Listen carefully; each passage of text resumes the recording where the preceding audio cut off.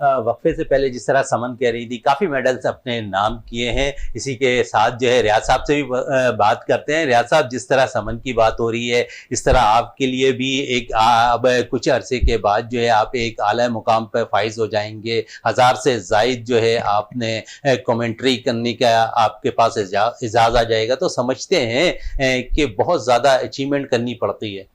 जी शहजादा, देखें, जब मतलब ये कि आम तौर पे अगर कोई ज़िंदगी गुजारना चाहे तो वो गुजार सकता है, लेकिन जब आप ज़िंदगी में कोई टारगेट फोकस करते हैं और आप चाहते हैं कि कोई ऐसा मतलब अचीवमेंट करें जिससे लोग आपको पहचानें, आपका नाम हो, आपके वालिदैन का नाम हो, आपका मुल्क का नाम हो, तो फिर लोग जो है मेहनत करते हैं। जैसे इन बच्चियों ने मेहनत की और अभी इस कम उम्री में इन्होंने जो है अपने मुल्क को रिप्रेजेंट किया है। तो मैं अच्छा, समझता कम हूँ ये उम्री बहुत के साथ साथ ये आपस में दोनों बहनें भी हैं और अच्छा, पाकिस्तान के लिए दोनों ही बहनें माशाल्लाह। पाकिस्तान के तो जो है सब्ज़ लाली परचम को दुनिया भर में रोशन कर तो रहे इनके माँ बाप जो हैं वो हैं माँ बाप एज से ए मुस्तैफ स्पोर्ट्समैन। हैं, इसलिए कि देखें जिस फैमिली में अगर एक एक बच्चा या एक बच्चा भी हो जाए तो बहुत बड़ी बात है, लेकिन दो बच्चे अगर एक साथ नाम रोशन कर रहे हैं तो मैं ये समझता हूँ कि वालिदैन का बड़ा कंट्रीब्यूशन होता है, उनकी बड़ी पॉजिटिव मतलब ये चीज़ें होती हैं जिसकी वजह से बच्चे जो है इस तरह से ग्रूम करते हैं और मुल्क का नाम रोशन करते हैं। जहाँ तक मेरी बात, आपने जो सवाल किया था कि किस तरह 1000 जो है 1000 आपने मैचेस, कमेंट्री। जी बिल्कुल। तो मैं ये कह रहा था कि इंसान को मतलब कोई ना कोई टारगेट फिक्स करना चाहिए अपनी ज़िंदगी में, और ये मतलब सबके लिए एक सबक है और सबके लिए लेसन है कि अपनी ज़िंदगी को मतलब बामकसद बनाएं। तो शहजादा, मैंने जर्नलिज्म का आगाज़ किया था जो जिसमें मियाँदाद ने छक्का मारा था और अब अपने तौसीफ अहमद ने 1 रन लिया था शारजा में, और पाकिस्तान जो था वो मैच बेहतरीन अंदाज से जीत गया था। वो मेरी इब्तिदा थी जर्नलिज्म की, बल्कि इंटरनेशनली जब मैं बैरून मुल्क मैंने जाना शुरू किया, और उसके बाद तो फिर मतलब ये कि अल्लाह का शुक्र है दुनिया भर में मतलब जर्नलिज्म के लिए हवाले से और हमने पूरी कवरेज की। फिर बहैसियत कमेंटेटर मैंने Olympic, world cup, champions trophy, Asian games वगैरह में कमेंट्री की। मैंने न सिर्फ मुल्क के अंदर कमेंट्री की बल्कि मुल्क से बाहर मैंने कमेंट्री की, और जितने भी वर्ल्ड कप में क्रिकेट के उसको मैंने कवर करने का अभी तक गुज़िश्ता 10-15 सालों में अच्छा रियाज एजाज़ साहब, हासिल किया जर्नलिज्म है। में आने के बाद लोग कहते हैं और घर वाले कहते हैं कि वक्त नहीं दे पाते हैं आप घर वालों को, तो ये भी बड़े मसाइल हैं जर्नलिज्म में, आप देखते बिल्कुल, हैं। मेरे साथ तो यही मसला है, मेरे घर वालों को यही शिकायत है, मतलब पूरे घर वालों को, बच्चों को भी, हमारी वाइफ है उनको भी, कि घर में टाइम नहीं देते। तो तो ईद मैं के मौके पे भाभी से डांट पड़ती है?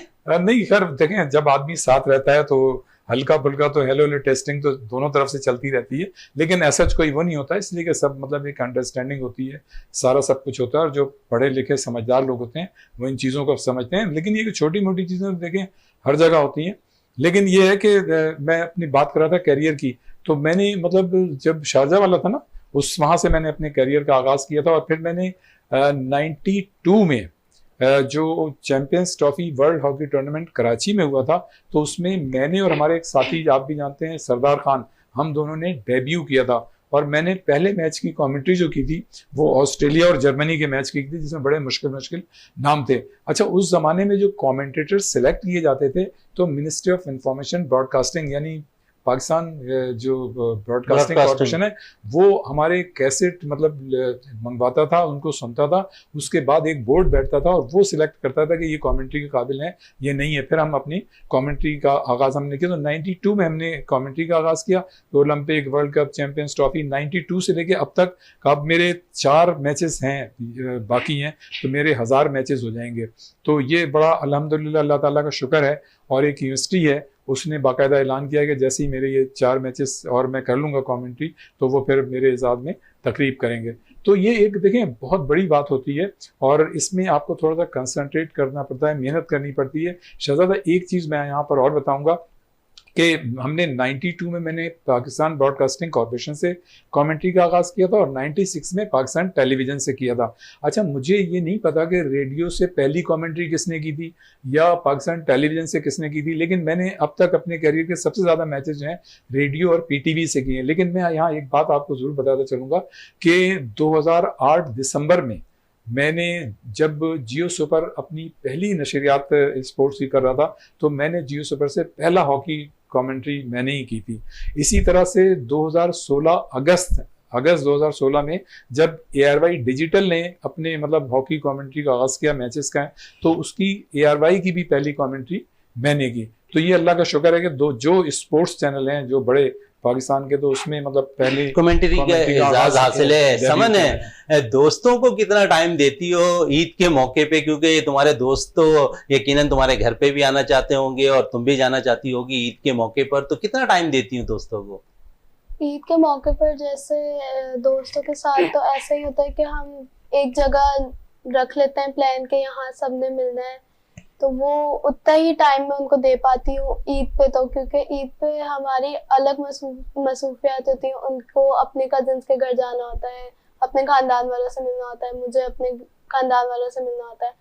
तो ऐसा ही होता है कि ईद के 3rd डे या ईद के फौरन बाद हम एक जगह पे रख लेते हैं मीटअप। अच्छा, समझ है, आपके वालिदैन तो स्पोर्ट्समैन हैं, खानदान में जो लोग हैं वो ये कहते हुए नजर आते हैं किस खेल में पड़ गई हो जिसमें कोई मुस्तकबिल शायद नजर नहीं आ रहा, टेबल टेनिस पे है?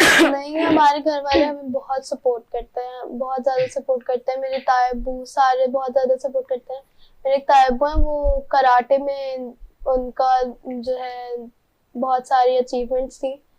तो यानी कि पूरा घराना ही जो है आपका खानदान वो स्पोर्ट्स से रिलेटिव है? स्पोर्ट्स से टोटली रिलेटेड तो नहीं है, लेकिन स्पोर्ट्स में बहुत सी चीजें मतलब ऐसी हैं कि स्पोर्ट्स में इंटरेस्ट है सारे घर वालों को, तो वो हमें बहुत सपोर्ट करते हैं। उनको अच्छा लगता है कि हम कहीं जा रहे हैं, कुछ अचीव कर रहे हैं, तो उनको भी प्राउड फील होता है, हमें भी प्राउड फील होता है कि हम कुछ अचीव कर रहे हैं और उनका नाम रोशन है। अच्छा, हो रहे दुनिया घूमती भी नजर आ रही हो टेबल टेनिस के खेल के बाइस है, तो घर वाले के साथ जो टाइम आप गुजारती हो तो कितना अच्छा लगता है?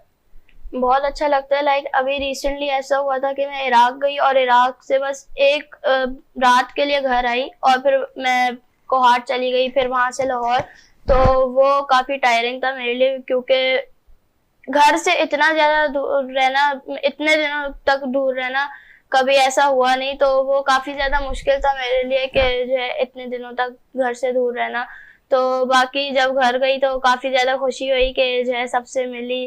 फिर वो लोग भी बहुत ज्यादा खुश हुए कि जब मैं 4 गोल्ड लेके आई, और ट्रायल्स जो है थे सीनियर्स के, उसमें मेरी 2nd रैंक हुई है। तो काफी ज्यादा अच्छा लगा कि उनसे। अच्छा, एजुकेशन को कितना टाइम दे देती हो? अगर स्पोर्ट्स पे तुम ममालिक घूम रही हो तो एजुकेशन पे कितनी तवज्जो है? हमारा स्कूल हमें बहुत ज्यादा सपोर्ट करता है। लाइक अगर कोई काम रह गया तो वो हेल्प कर देते हैं कि जो है फोटोकॉपी करा लो, और बाद में लेक्चर्स भी समझा देते हैं। तो वो काफी ज्यादा सपोर्ट करते हैं हमें, ऐसे कि जो है अगर हम जाएं तो हम उनसे लीव ले लेते हैं, तो हमारी एब्सेंस मार्क नहीं होती। अच्छा, तो जितना टाइम आप एजुकेशन को दे रही होती है उसके साथ साथ अगर देखा जाए तो हम देखते हैं कि टेबल टेनिस का जो गेम है वो ग्रास रूट यानी कि स्कूल लेवल्स पे जो है बहुत कम खेला जाता है, क्योंकि बहुत से कुछ स्कूल्स ऐसे हैं जहां पर टेबल टेनिस के कोर्ट मौजूद है, लेकिन हम देखते हैं कि दीगर जो स्कूल हैं आजकल 100 गज 120 गज पे स्कूल हो गए, लेकिन वहाँ हम देखते हैं कि फैसिलिटीज़ वहाँ पर बच्चों को मुहैया नहीं की जाती। हम वहाँ ये भी देखते हैं कि सालाना एक तकरीब हो जाती है स्पोर्ट्स डे के हवाले से, सिर्फ वो स्पोर्ट्स के नाम पे ही होती है। तो समझती हो कि स्कूल्स को भी अब तवज्जो देनी चाहिए स्पोर्ट्स के लिए? स्कूल्स को बिल्कुल तवज्जो देनी चाहिए स्पोर्ट्स पे, कि जो है आप स्पोर्ट्स लाएं अपने स्कूल के अंदर, ताकि जो प्लेयर्स हैं मतलब जो स्टूडेंट्स हैं उनको खेलना है वो खेलें, और फिर अगर उनको अच्छा लगे तो वो आगे एज अ प्रोफेशनल भी यूज कर सकते हैं उसको। और बाकी मैं ये कहूँगी कि स्कूल में स्पोर्ट्स को प्रमोट करें, क्योंकि जितना ज्यादा प्रमोट करेंगे उतना ज्यादा पाकिस्तान में स्पोर्ट्स आगे बढ़ेगा। स्पोर्ट्स स्कूल में आगे बढ़ेगा। रियाज साहब है, जिस तरह बचपन की बातें शेयर हो रही हैं और जिस तरह कर रही हैं, आप भी एक दौर से गुजर चुके हैं इस दौर से, तो कैसा देखते थे अपने स्कूल्स के टाइम को? देखें शहजादा, किसी भी मतलब इंसान की ज़िंदगी में जो स्कूल का जो एरा होता है, जो पीरियड होता है, वो बहुत ही फंटास्टिक होता है। और देखें सबसे बड़ी बात तो ये होती है कि आपको किसी किस्म की फिक्र और फाका नहीं होता, आपकी कोई रिस्पॉन्सिबिलिटी नहीं होती, आपको ये एहसास ही नहीं होता कि आपने कौन सी जिम्मेदारियां अदा करनी है, और बिल्कुल मतलब है कि आज़ादाना तौर पे आप जो है तो बड़ा मतलब आदमी स्कूल टाइम की कोई शरारत आपकी? नहीं, देखें शरारतें तो मतलब ये कि बहुत सारी बेशुमार हैं शरारतें, और मतलब ये कि एक से एक शरारतें हैं। उसमें ज़ाहिर है ये एज ऐसी होती है कि बच्चे ज़ाहिर है शरारत करते हैं, लेकिन ये कि हमने कभी भी स्कूल जो हम जाते थे तो बिल्कुल सीधे स्कूल जाते थे और सीधे स्कूल से आया करते थे। बीच में गैप जो मारकर क्रिकेट खेलने या फुटबॉल खेलने आप निकल जाते थे, वो आपने जिक्र नहीं किया। वो लकीली होता ये था कि हमारे स्कूल में जो एक बाकायदा पीटी का पीरियड होता था, तो वो बड़ा ऑर्गेनाइज्ड वहाँ पे सिस्टम था। जो जब हमारा पीरियड होता था तो बाकायदा जो हमारे पीटी मास्टर होते थे वो लड़कों को, मतलब जो लड़के क्रिकेट खेलना चाहते थे उन्हें क्रिकेट का मतलब सामान मुहैया कर दिया जाता, जो फुटबॉल खेलते थे, जो हॉकी खेलते थे, उनको बाकायदा।